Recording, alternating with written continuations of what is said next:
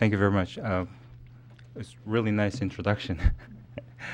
um, I'll just start talking about this text, this thing.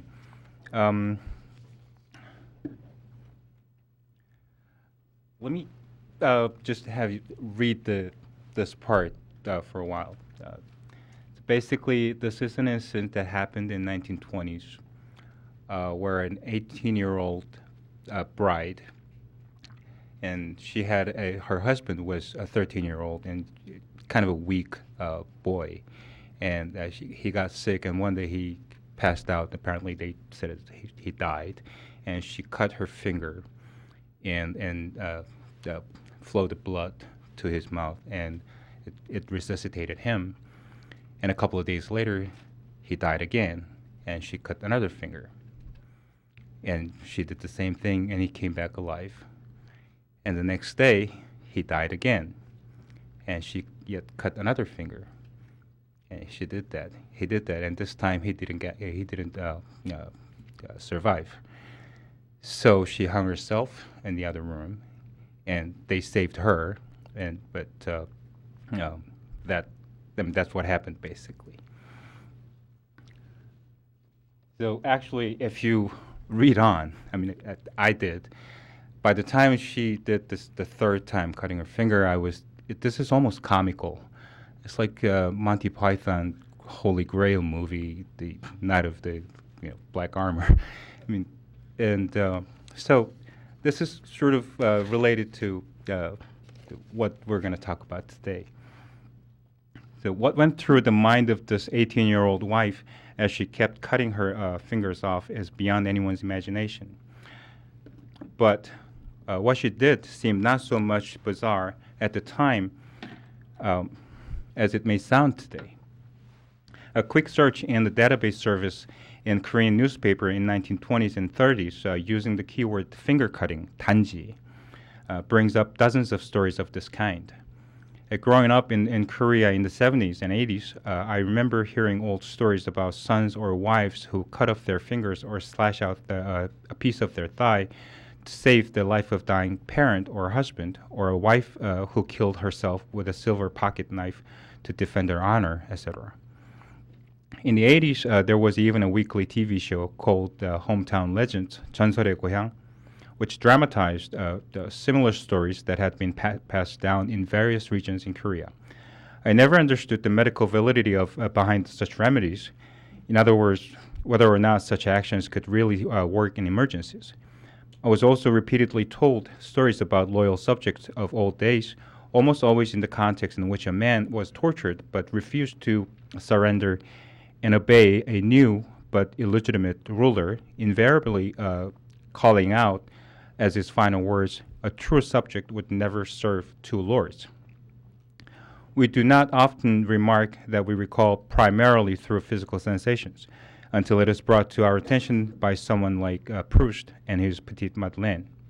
Sight, sound, smell, taste, pain, and so on evoke memories primarily by association with the concrete objects or the physical sensations these objects produce.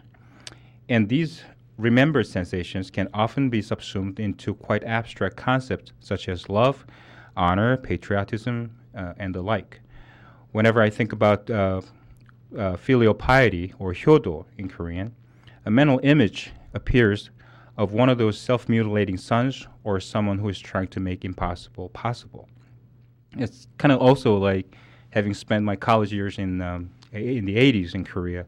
Whenever I think about the word 민주주의 or democracy, I feel tear gas somehow. It's kind of related. This project was in a way initiated by simple curiosity about my own experiences of learning through cultural narratives. In other words, who put these pictures in my head? I had known about the Samgang Haensil-to, but it wasn't until I actually studied the text that I realized it held the cultural prototypes of my mental pictures, and that I was only one of a very long line of people indoctrinated by familial, social, and cultural values that this book extolled. In this talk, I want to leave the sensationalism behind and instead to invite you of how these stories became an important part of pre-modern book culture in Korea.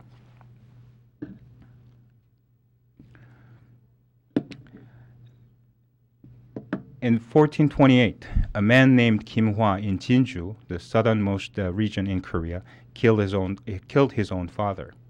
This incident apparently disturbed the court profoundly.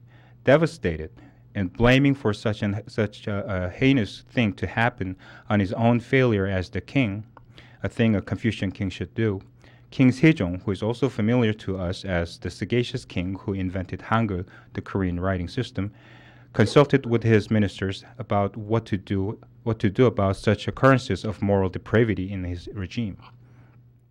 Despite his minister's advice to change the law to imposing harsher punishments on those who committed crimes that disrupted the heaven-given order, Sejong promulgated an edict ordering the compilation of a book that would collect exemplar stories of filial sons, loyal subjects, and devoted wives, conduct that exemplified the moral nature of fundamental human relations expressed in the metonymy of the bonds between father and son, ruler-subject, and husband and wife.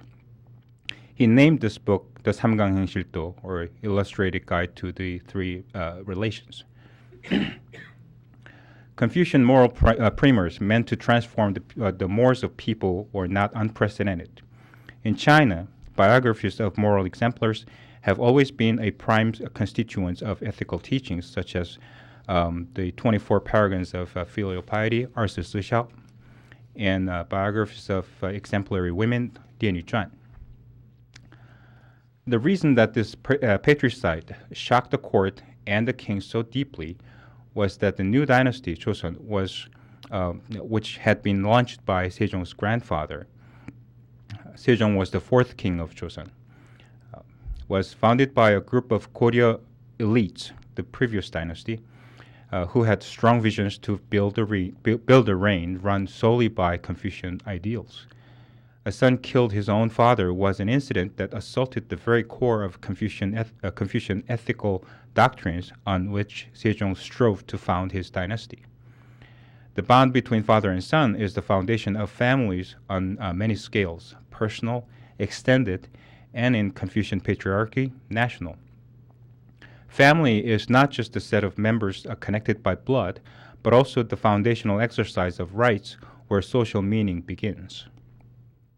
It is involved with the most primary hierarchy between two generations who are responsible for each other, with assigned certain roles and duties. As Sejong lamented, there may be a wife who kills her husband or a servant who kills his master, but a son who kills his father shatters the foundation of the new society that the Confucian monarchs aspired to build.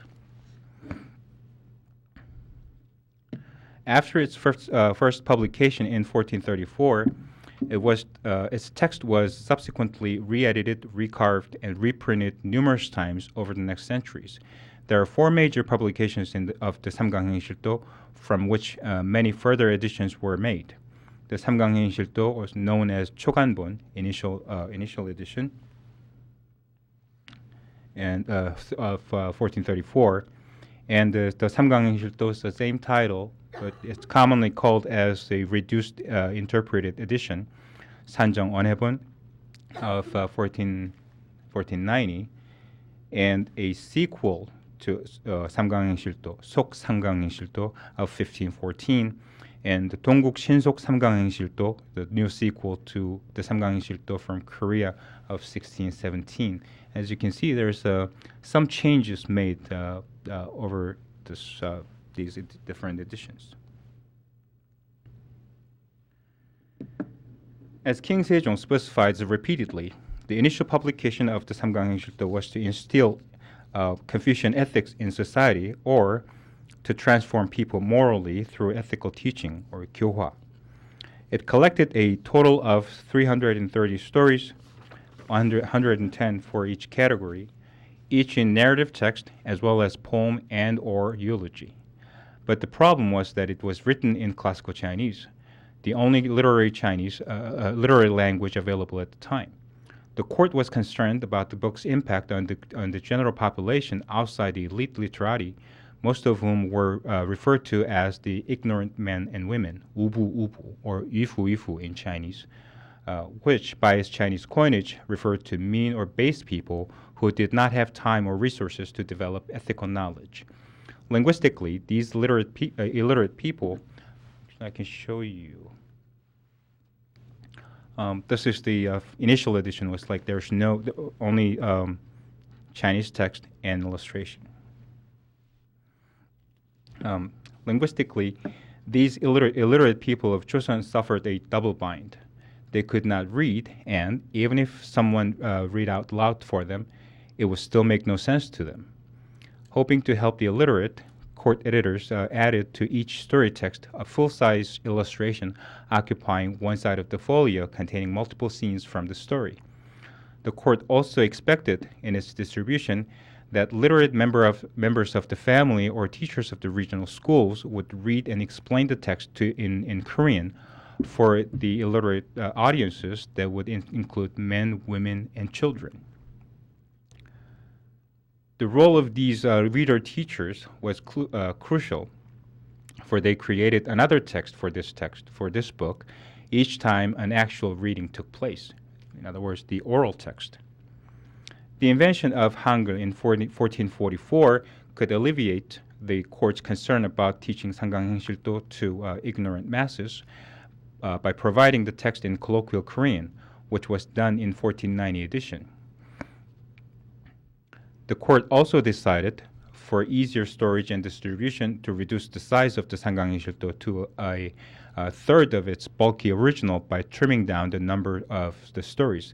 The initial edition had 110 for each category, so 330 stories. They cut it down to 35 each for each category, so it's 105 stories now. This edition became the base text for various recuttings and reprints, copies of which were circulated most widely. Interestingly, when it was incorporated in the book, the Hangul vernacular did not enter in the main text page, but appeared like surtitles on the upper margin, or somi, of the folio. Here's a Korean text. The upper margin in East Asian books was often reserved for readers' notes, sub-commentaries, and other paratextual elements. Thus, the fact that the Hangul vernacular was placed in the upper margin outside the text box, 광곽, so this is the actual text box. While Chinese text was secured inside the text box, carries an important implication. It was a reflection of the social linguistic hierarchy between literary Chinese and Korean, and concomitantly between Chinese and Korean scripts in Choson society. Literary Chinese was a language of culture and civilization, whereas the vernacular was only an instrumental measure with which to assist in teaching the written to the ignorant.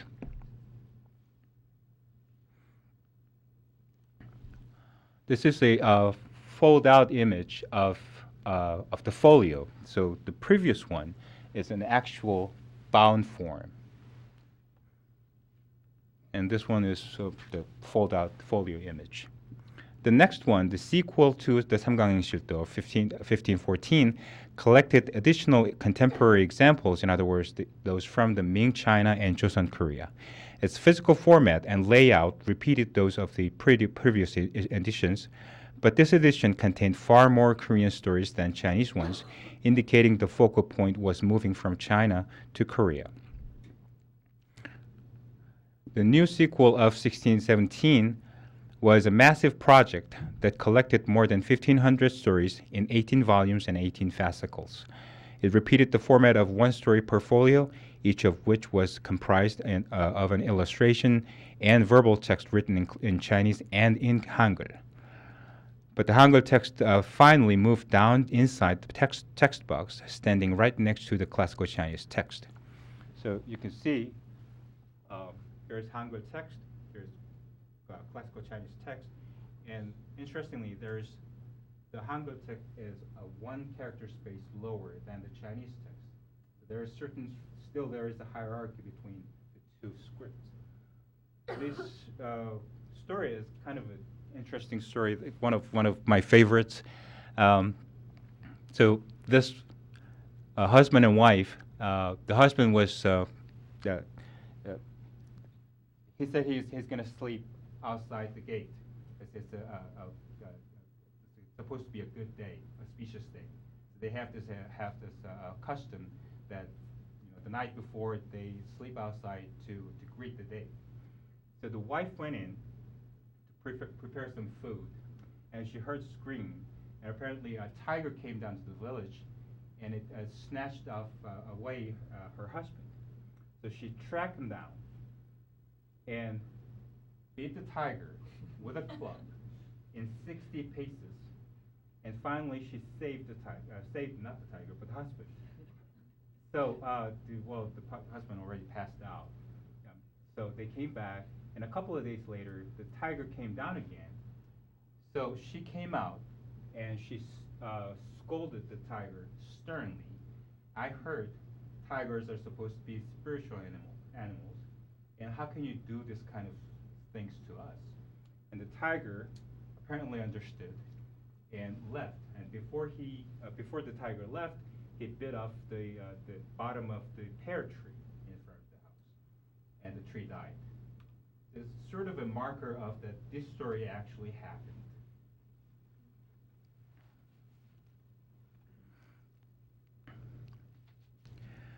Let us now look closely into the physicality of the book. Pre-modern printing and books in East Asia are filled with ritualistic symbolism manifested in physical protocols. These features are more regular in official printings, such as the Samgang Haensil-to, than others. Avoiding and replacing characters used in the names of the monarchs and ancestors, it's called bihui in Chinese and pihui in Korean, is a typical example. Another example, indicative of effort to reflect hierarchy, which is more pertinent to our text, is title or head raising, literally, also known as geheng in line changing in Korean. Oh, sorry. So there are a couple of circles there. Changing the line in where a monarch is mentioned, so that the phrase referring to the monarch starts a new line, one or two character spaces above the regular text, was a widespread practice, and the Samgang Haensil-to shared this protocol in its front matters. And there is, in fact, one more character space left blank before Lord Highness. So here, this is the preface, and this part is Lord Highness. Because it says Lord Highness, they changed the line and start the new line next to it. So our Lord Highness. Now you also notice there's an extra space left blank here. This one is filled right here because this phrase actually mentions the Chinese emperor, which is a suzerain.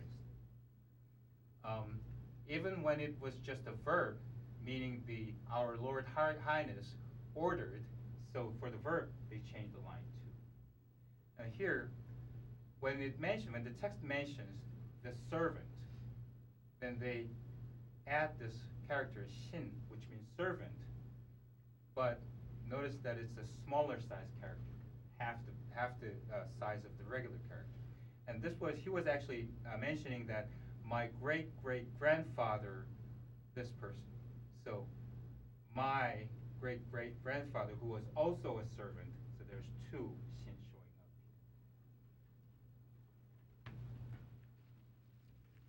up. In the Samgang Haengsil-to, we notice another formatting convention embodying ritualistic symbolism. Without exception, each story occupies a single folio composed of a verbal or literary text and an illustrated pictured text. An illustration is placed on the right side of the folio, and the verbal text consisting of narrative, poem, and eulogy is placed on the left. When folded and bound, the recto side shows the literary text of the preceding story, and the verso, the illustration of the next. This format continues without any other editorial intervention or variation until all the stories in the category are exhausted. In other words, there is a very strict layout rule that runs throughout the text, one folio per story, or more precisely, which I believe is the case, one woodblock per story. This rule did not change and continued to affect the physical shape of the book of later editions. Even facing the need to reduce the size of the book in 1490, the court still decided to retain some stories and discard others while making changes to the original format, without making changes to the original format, instead of redacting this length of written text or making the illustration smaller or arranging the written and illustrated text in such a way that they could share the same folio leaf space.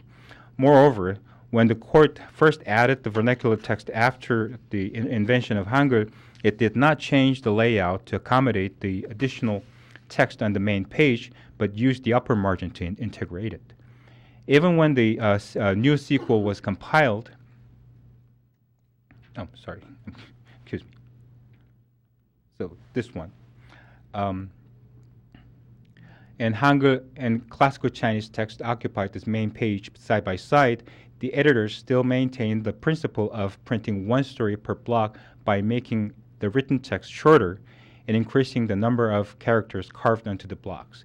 So there's more characters here than the previous editions. So they really squeezed written text in. What they would never do was making the story go over a folio.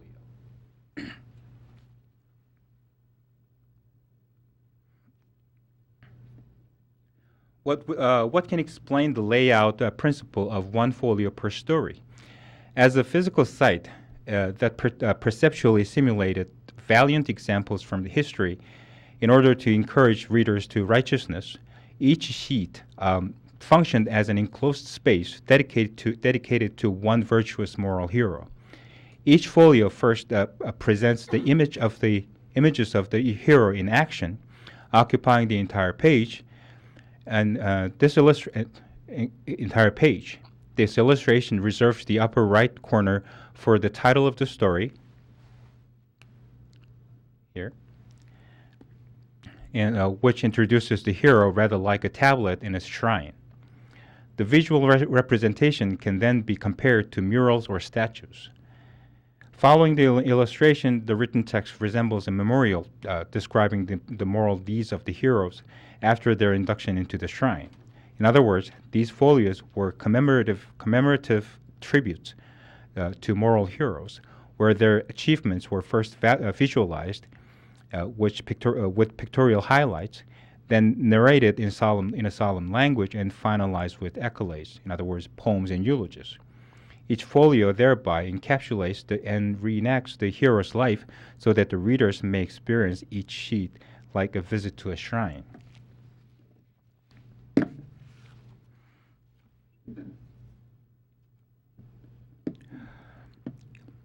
Each illustration in the Samgang Haensil-to is composed of pictures that depicts the incidents from a story, from a single incident to a collage of as many as 8 scenes.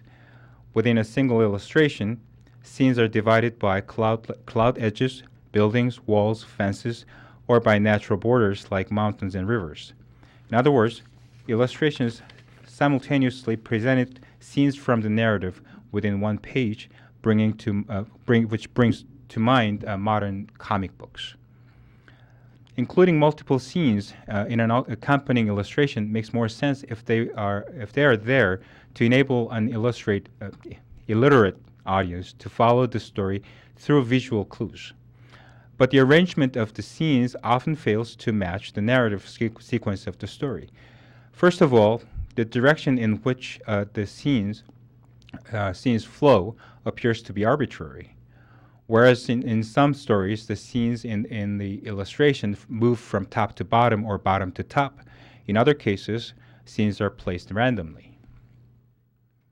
According to Jung Byung-mo, of the 324 stories preserved in the copies that are presumably closest to the initial edition, 150 illustrations move from bottom to top, 120 from top to bottom, and 24 are arranged in no particular order, meaning the scenes proceed, for example, from left top to bottom right, and then left to right, and from bottom to top, and then to middle, and the like. The remaining 30 consist of single scenes. But also, many of the top to bottom and bottom to top cases, first these two, are in fact of 2 or 3 scenes, the number dictating the limited possibility of layout.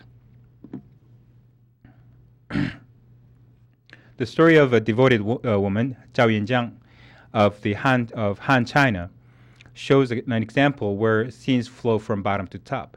In 200 CE, Yuanjiang's husband, Sheng Dao, joined an insurrection in Yibu.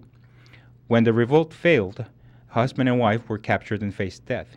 At night, Yuanjiang told her husband to escape and continue the family while she stayed there to pay for the wrong in his place. As Sheng Dao hesitated, Yuanjiang took the king off Sheng Dao and packed up some grain and money and had him escape with their 5-year-old son.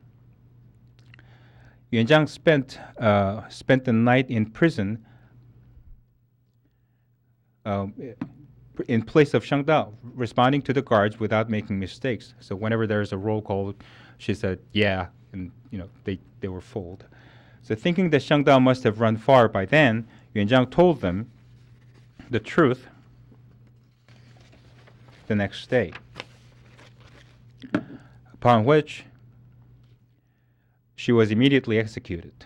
Sheng Dao and their son were eventually pardoned and were allowed to return home. And deeply moved by his wife's devotion, Sheng Dao spent the rest of his life unmarried. The illustration of Binyong charges the enemy line, Binyong Dolchin, shows a case where scenes flow from top to bottom but not exactly in order. Silla was attacked by Baekje in 2 castles in 646. General Kim Yu-shin, the Silla commander, led his troops into battle. Seeing his army's morale dip, Kim Yu-shin asked Binyong to charge the enemy alone so that it would inspire the soldiers. Before going out, Binyong told his servant, Hapjeol, I am about to die for my country. My son, Kojin, will for sure try to die with me. You must persuade him to simply collect my bones and return home to console his mother.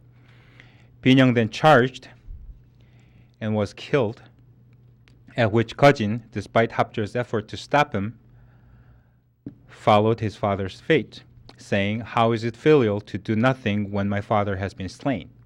Subsequently, Hapjeol also went out to the battle and died, saying, What is the use of living now that both my masters are dead? Commissioned Assistant Administrator Puyen Puka to take charge in Jiangnan.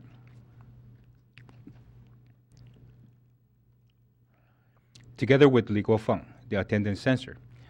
When they reached Jianning, Chen Youliang sent Deng Keming to attack Jianning.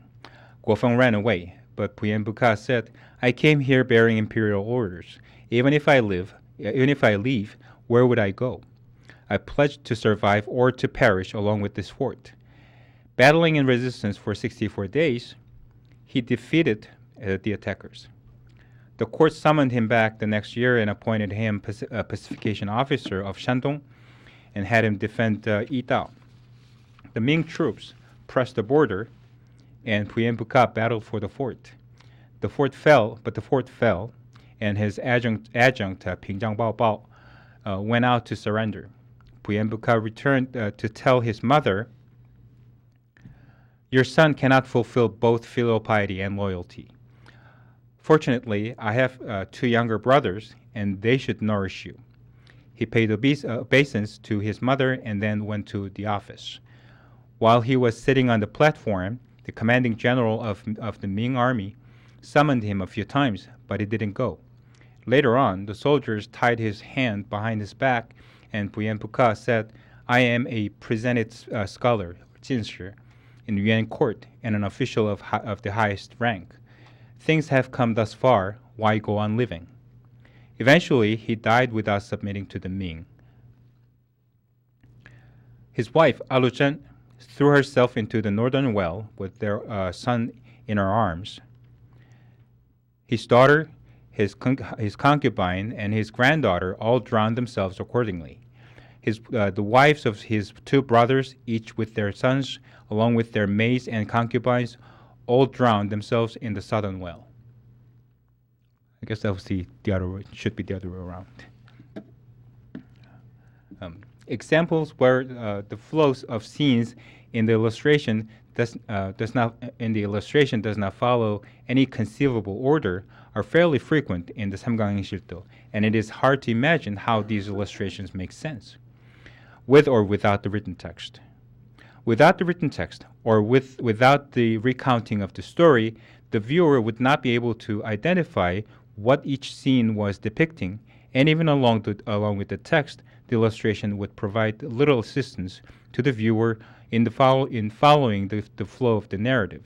You probably have noticed that the story did not go in conceivable sort of chunk. Some part of the story is just skipped, and there are certain scenes that they chose to describe.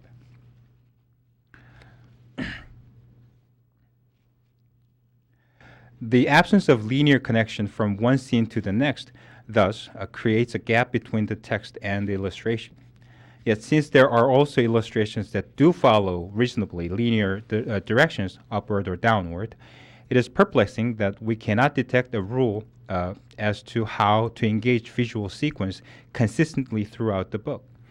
It seems that the illustrations could only make sense to those who already knew the story, as many scholars have speculated, meaning that the order of the scenes may not have been critical.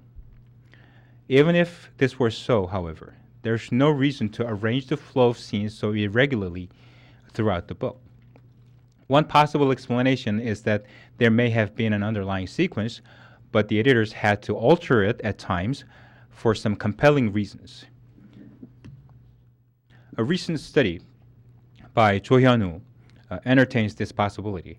Jo suggests that certain characters or objects from the story have specific positions they must occupy in the illustration based on the criteria outside the narrative sequence. For example, an emperor or a governmental official is more likely than a subject or a commoner to be placed in the upper register of the illustration, even though he may appear later in the flow of the story. Jo found that those of higher status in social cultural hierarchy, in other words, such as kings, official buildings, fathers, husbands, graves and funerals, etc., tend to occupy a higher position in the illustrations than do their lower status counterparts, subjects, ordinary houses, sons, wives, living quarters, and so on. Considering the ritualistic tenor that prevails in the book's physicality, this is not difficult to accept. Indeed, depictions of graves are almost always placed on the top register of illustrations in the sections of filial sons, and in the illustrations of loyal subject stories, depictions of emperors or officials appear at the top. Jo's approach is certainly refreshing and innovative, but his explanation does not apply all the time, nor, more importantly, does it explain clearly how the rest of the sequence is meant to flow after certain scenes were placed mandatorily on top, or why the book, I think this is probably the most important question, is why the book lacks a consistent sense of direction.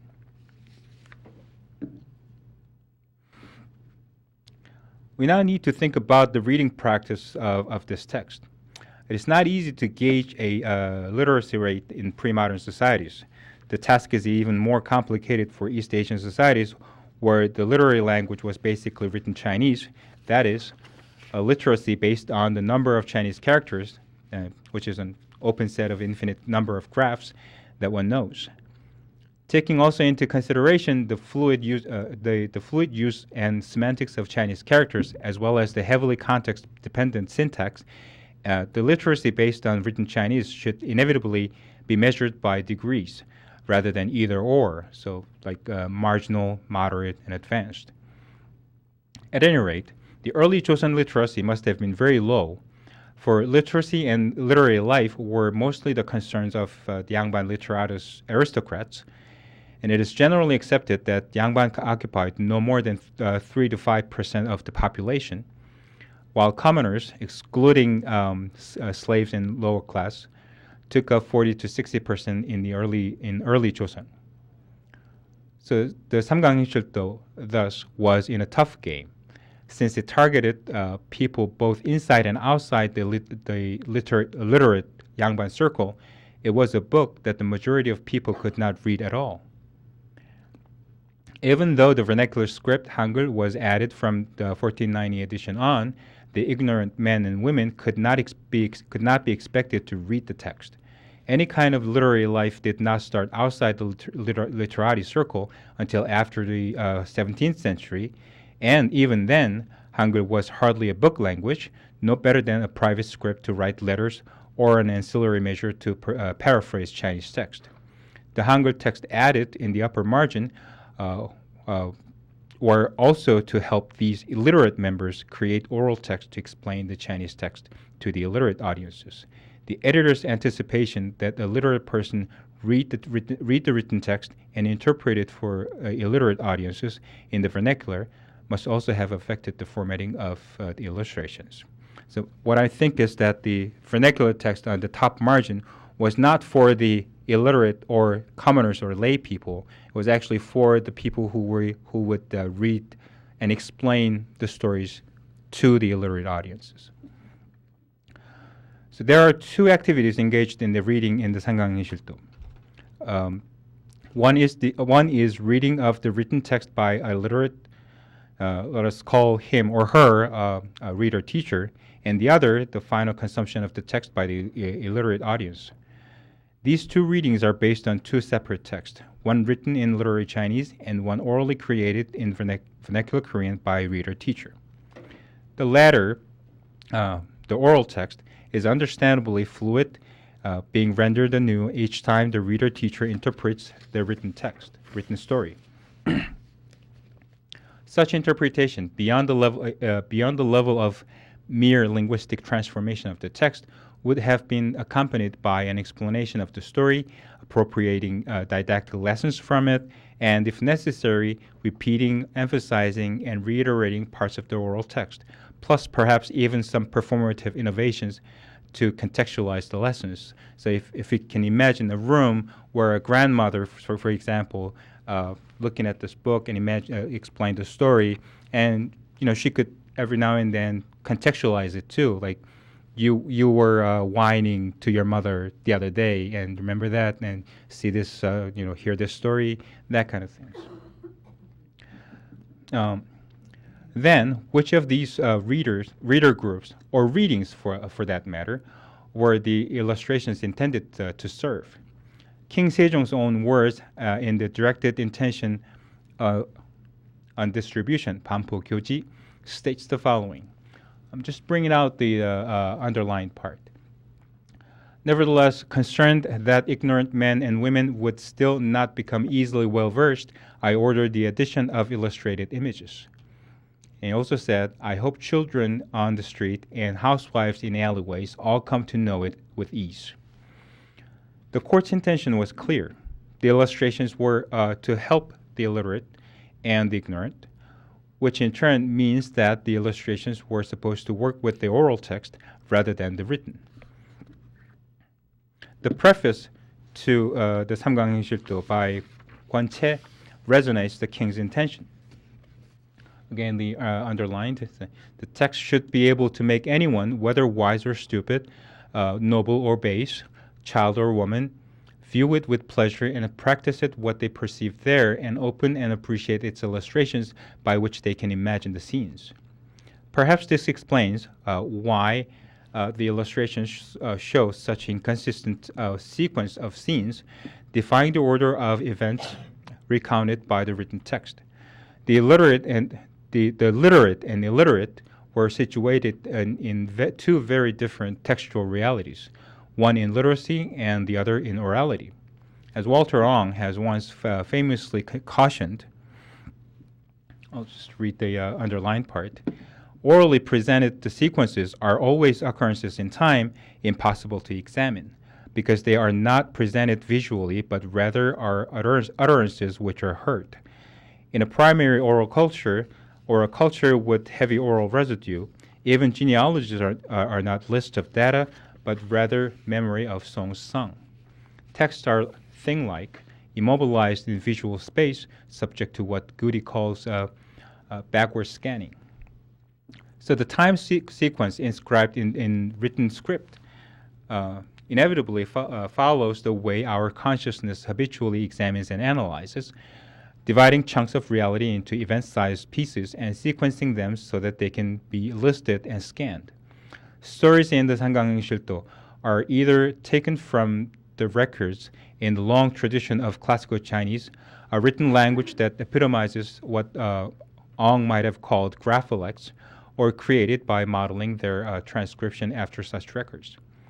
The oral text of these stories that the target audience consumed was a recreation by the reader-teacher based on the written text, which had been literarized from the beginning. The illustrations were inserted to complement the orally recreated text. But the illustrations were not for bringing the reader back to orality or its song-like time. The artist or the editors could not account for all possible retold or recreated oral text, which would change every time through mediated readings and oral transmission, and therefore, perhaps, the illustrations were made to be extremely flexible and malleable. It is then still not clear, however, in what other ways the compilers of the Samgang Haengsil-to envisioned these illustrations could help viewers. If the illustrations were not meant as an aid to visualizing the storyline, how are they expected to edify viewers? Could it be just that the lack of direction in the illustration was simply to involve the audience in a game of tracing and matching the scenes against the recounted story? Probably. But interestingly, neither Sejong's edict nor Gwenche's preface, introduced above, mentions anything about illustrations assisting the illiterate to understand or follow the stories. This is also true of all remarks made about the illustration in the prefaces and postfaces to all Samgang Haengsil-to editions, including the sequel and new sequel. That is, recounting the storyline visually has never been a part of the compiler's plan. Neither was employing a rule of ordering scenes.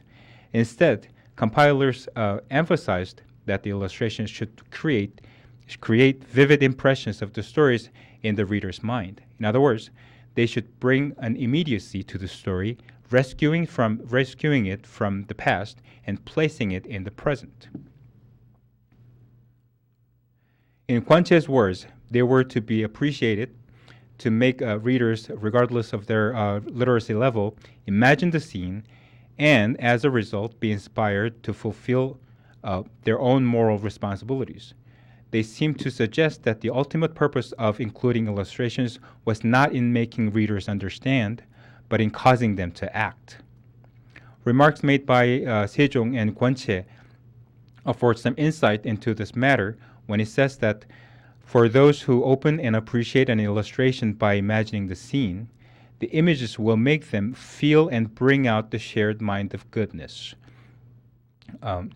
간발기 동연지 선심. To feel and bring out, or 간발, or in Chinese 간파, is not a usual choice of words in terms of Confucian metaphysics. And King Sejong also used the same 간파. No, this is Gwenche. He also used that same word.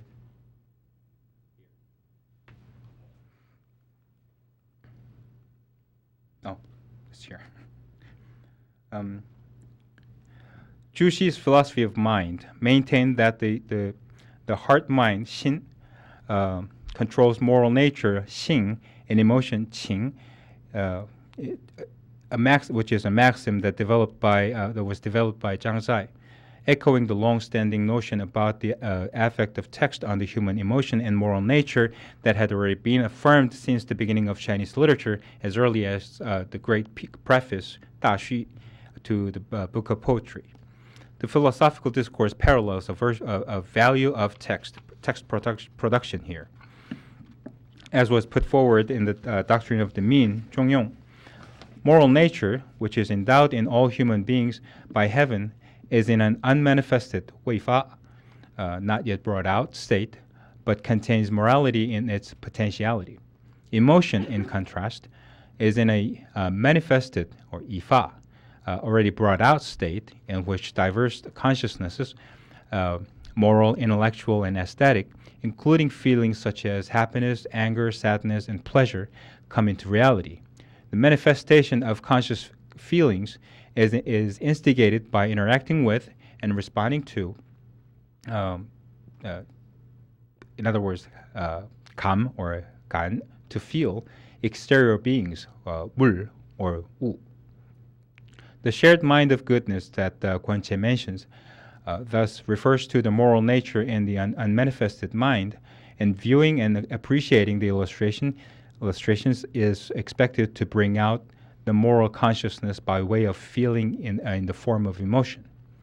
The oral text was needed to shape affect, to mold, in other words, to mold correct images of the moral actions of the heroes and heroines of the stories as shown in the illustrations, so that they would properly inspire and provoke the audience into comparably virtuous actions. And the illustrations were collections of iconic images vividly evoking the actions of moral superheroes. The inherent ambiguity of the pictures made them less valuable as aids in recounting the story than in shaping the proper audience response. Moreover, in the recalling of the story, the memory would be more simultaneous than sequential. The illustrations would serve as recalled visual moments that would then evoke the general ethical theme. There was no need to match the ordered sequences and well parceled out arrangement of scenes in the narrative itself. Those were the moments for the literate, and in the oral world, the recall of the story would be considerably more contingent on image.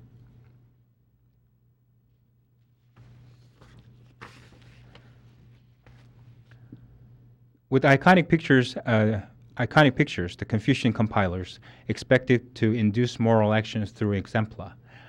Now, what kind of effect could it have exerted realistically on the illiterate audiences whose accesses to and understanding of the text had to rely solely on the explanation of the reader-teacher? One thing that consistently appears in these stories is actions inflicted on bodies, many of which can be considered violent and sometimes extreme. Typical examples are Seokjin cuts his own finger, in which a son cuts off his left fourth finger and mixes it with the medicine for his father suffering from a malignant illness. And Guoji buries his own son, where a man almost buried his son alive because his starving mother kept giving her own food to the child. So, well, the story is actually his father is ill. Here is the Seokjin, and somebody in town told him that a living person's blood and bone is a good remedy for it. So he came back home and is cutting his finger here. And here's the grandmother giving her food to the child. So this husband and wife decided to bury the child in the ground. But they actually found a pot of gold when they dug up the ground. So it wasn't a tragic end, but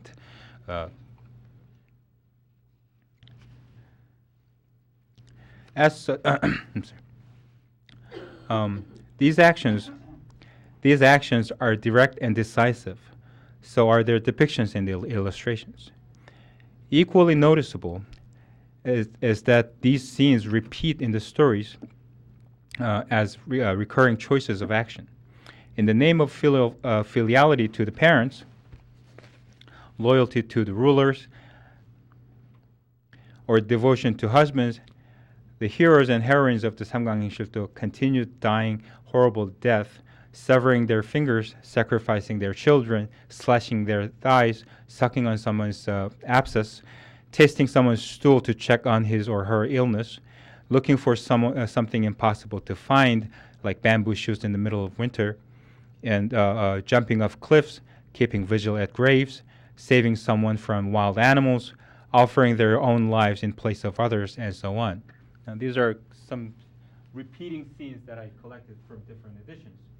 So this top row is women who are actually being killed by Japanese, almost always it's Japanese soldiers or pirates.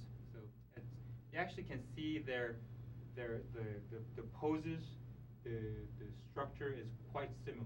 It's being repeated, same way. And this row is finger cutting scenes.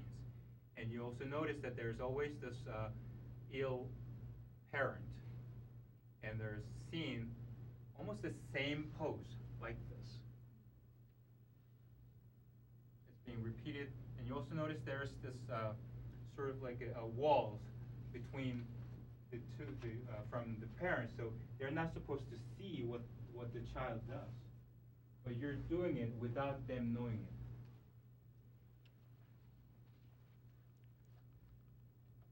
No, I haven't.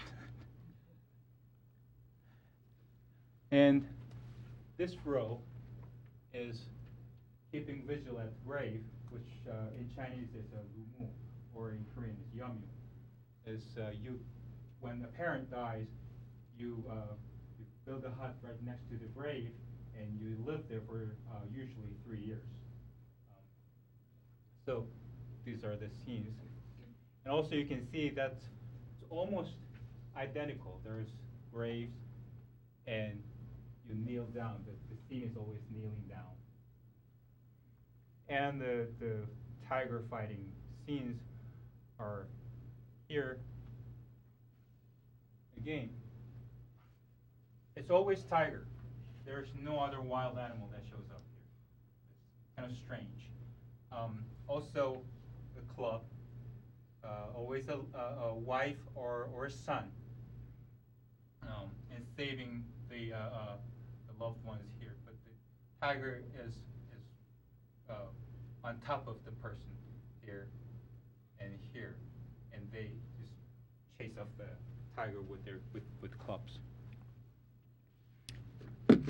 As such, the Samgang Haensil-to was not the kind of text that ventured to secure the foundation of normative ethical principles through well-reasoned moral philosophy.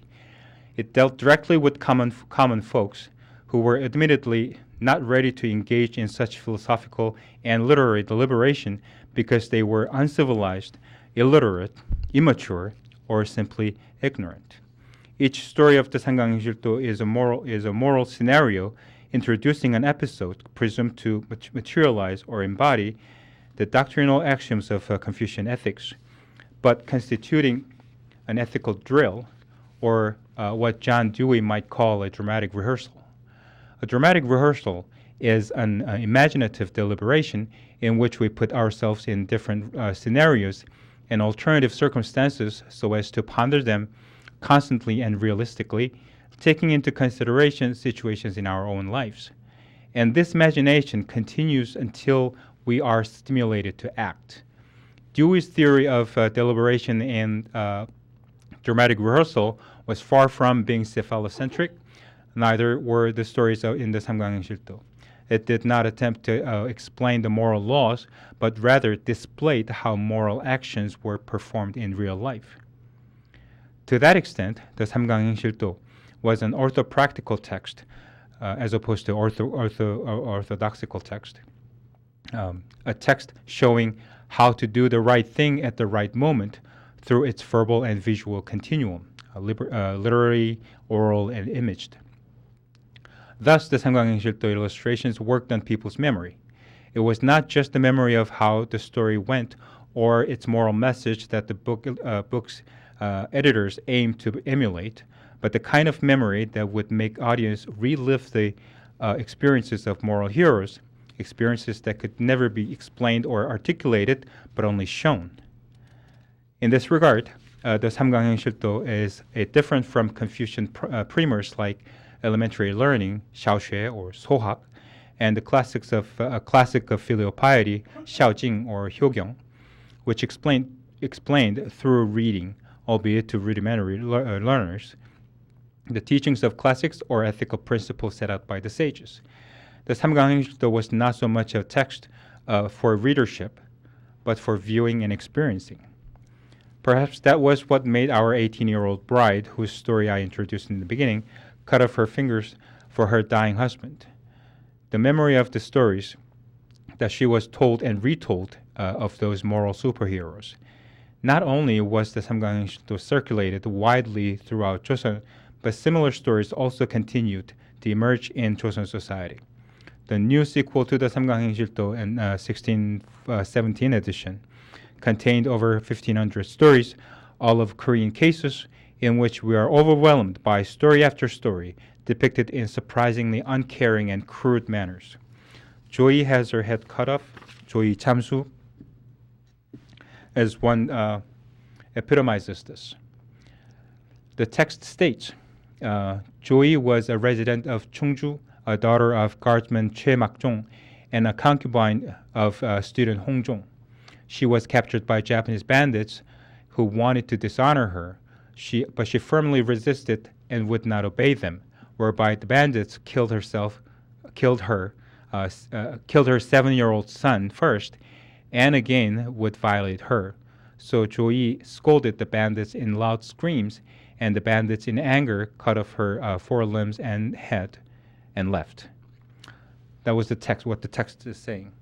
And as you can see, the text is considerably shorter, and the stories are really short in this edition. And practically, it's more likely the name is this, and she was killed in this manner. That it goes on and on like this, or he cut his finger, and it goes on.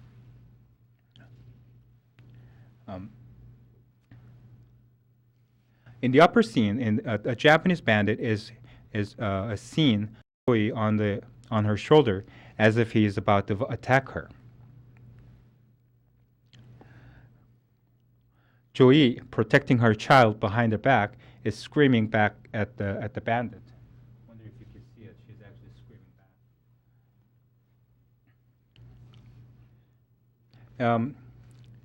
back. In the lower scene, Joey is lying dead next to her son, who has already been killed. The bandit is still holding his sword, wielding it over her, and her severed hands are visible on the ground. Never to be missed in the background, in the uppermost scene, next to the roof, is the Red Gate, or Hongmun, also known as Jeongmun, or Jingmun, bannered gate, a commemorative gate erected by the court to commend her death as an exemplary conduct. An official recognition iconified with the Red Gate was a precondition for a story to be collected into the new sequel, this edition, at the time of its compilation, which implies that the factual details of the story must have been verified. Therefore, the inserted image of the gate was a seal of approval. Since the recognition came with a mandatory monetary reward, exemption from corvée duties, and even small positions in the government for surviving family members, it was both an honor and privilege for her, but more importantly, for her family. So this is what I have so far.